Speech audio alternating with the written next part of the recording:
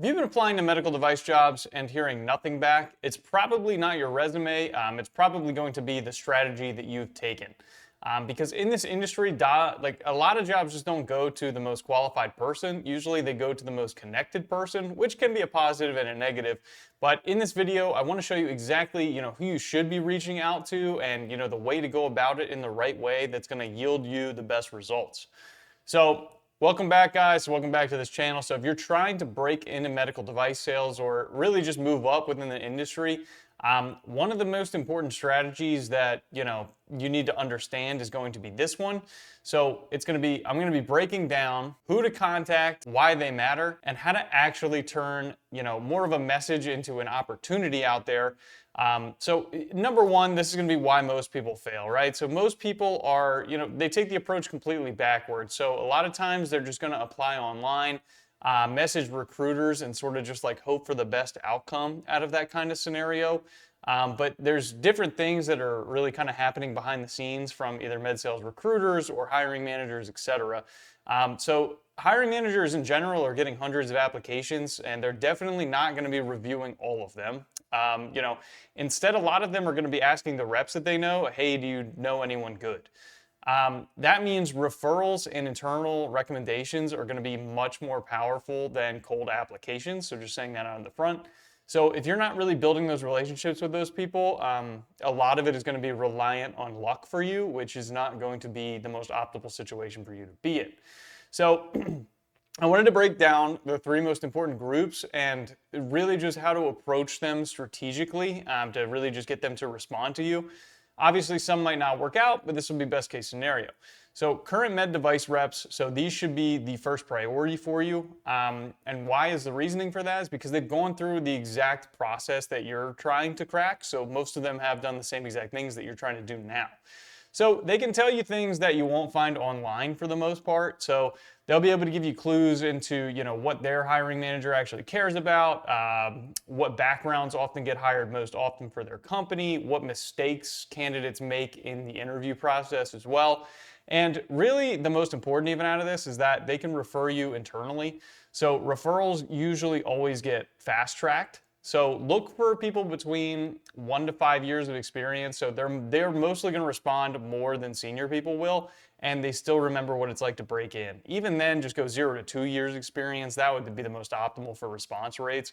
Hiring managers, regional managers, so these are going to be the decision makers, but you don't approach them the same way as you would, the other group. So you're not asking them for advice. You're going to be having to position yourself in the right proper way. So you're going to have to figure out some way to show them what you're capable of. You have to show them that you understand their product space and that you're serious about breaking into the industry. And the last one is that you're somebody that's going to be worth remembering because so many people are doing the same exact thing. So even a short professional interaction can make your name stand out when your application comes through. So make sure you're doing the most with that, and I'll do more videos around what that's exactly going to entail.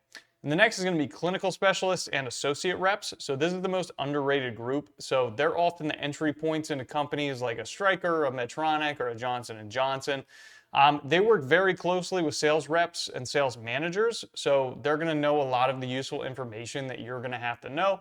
What it takes day to day, how people transition into full sales roles from that, and what the hiring managers are currently looking for as well.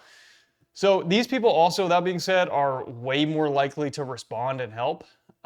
So that's going to be a huge one too, because responses are going to be huge. They might not get hit up as often on LinkedIn or some other platforms. So let's talk about now what to actually say, because a lot of people do mess this up in this regard. So really bad thing you would do is a big long message. So asking for a job and trying to impress off the bat if you really don't know them. You need to keep this really short, specific, and focused on the learning aspect of it. So here's a stronger version that you can use, maybe something like this. It's very generic, but something similar. So, hey, I've been researching the medical device space and saw your experience in this specific division. I'm currently working towards breaking into the industry and would really value your perspective on how you got started and how you recommend someone in my shoes getting started as well. So, they might not respond to that, and that's completely okay. You're not going to shoot 100 on this, but it shows that, you put in effort to them. It's respectful of their time, and it opens the door for a real conversation should they respond to you. And once you get that conversation, I do think that's really where the opportunity is going to start in this. So the key takeaway here, here's the bottom line of this really. So if you want to break into medical device sales, you really got to stop relying on applications alone, especially if you're trying to break in. You have to focus on building those relationships with the certain people that I have talked about above. So those people are going to be reps, managers, clinical team members, anybody like that. Hospital staff can also help you a long way because they're going to know reps and know people that are going to get in because, that's how a lot of people get hired in this industry with no experience. So anyway, if this helped you out, make sure to like and subscribe for more breakdowns on how to break into medical device sales. There is a lot more of a dedicated course if you wanted that with Course Careers down below. It's totally up to you. But if you are trying to break in and med sales is specifically your thing, that might be a good thing for you. So thanks for watching. We'll see you guys in the next one.